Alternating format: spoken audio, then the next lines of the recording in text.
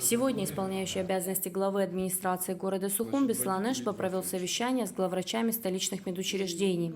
Главврачи отчитались о своей работе в условиях режима карантина. Руководитель Горздрава Ирма Воба рекомендует не расслабляться медицинскому персоналу при первичном осмотре граждан, обращающихся в медучреждения, и соблюдать все предписанные меры координационным штабом по борьбе с COVID-19. Из-за того, что мы расслабились, как-то врачи рассеянно себя ведут, и медсестры, и не хотят почему-то вникать в эту проблему. На сегодняшний день 4000 масок и перчаток распределено в столичные больницы и поликлиники, и заказано еще 5000.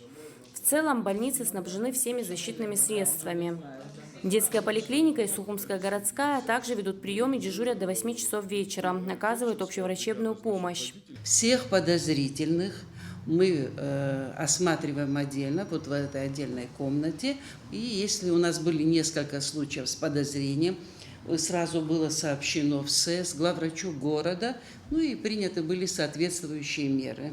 Как ни странно, мы всегда вообще по посещениям план перевыполняем, но вот в этот период ограничительный, они то ли разъехались, то ли был страх, то ли вот этот режим дома, у нас вообще упали. И посещения, и вызова были меньше, чем обычно. В сложном положении оказывается инфекционная больница. На самоизоляцию был отправлен медперсонал, принимавший обратившихся пациентов, у которых впоследствии обнаружен был COVID-19. Всего в больнице 4 доктора и дежурные по совместительству. Ситуация, конечно, у нас плачевная. У нас не осталось ни врачей, ни медсестер. Единственный врач – это я. Я смотрю только детей.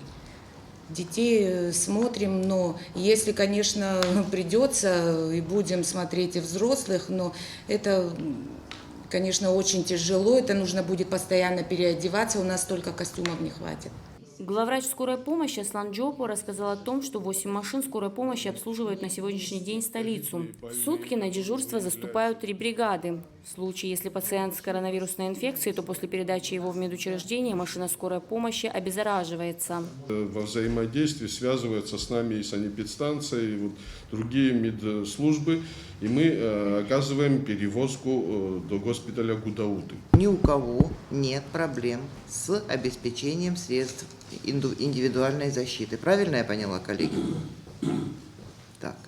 Значит, эти средства индивидуальной защиты надо правильно использовать. Я попрошу главных врачей провести совещание со своими коллективами. В завершении совещания мэр рекомендовал в обязательном порядке придерживаться инструкций и предписаний штаба. Мы уже начали инспекции и контрольные проверки. Потом, чтобы никто не отматывал ситуацию назад, никакие отговорки не помогут. Я рекомендую еще раз придерживаться тех положений, которые приняты. Там хирург принимает решение или доктор принимает решение, то он решение тогда принимает, когда идет стандартный режим. Сегодня у нас нестандартная ситуация. У нас идет обострение и увеличение количества людей заразившихся. Поэтому прошу придерживаться тех правил, которые есть. Еще раз повторяю, первые контакты, пока не определите диагноз и что с человеком происходит, ни в коем случае никаких других, только в масках и перчатках. Поэтому я вас пригласил сегодня сюда выяснить, есть ли у вас все для этого необходимое. Вы говорите, что есть. Пожалуйста, придерживайтесь тех требований до 1 числа. Дальше будут новые вводные, значит они будут.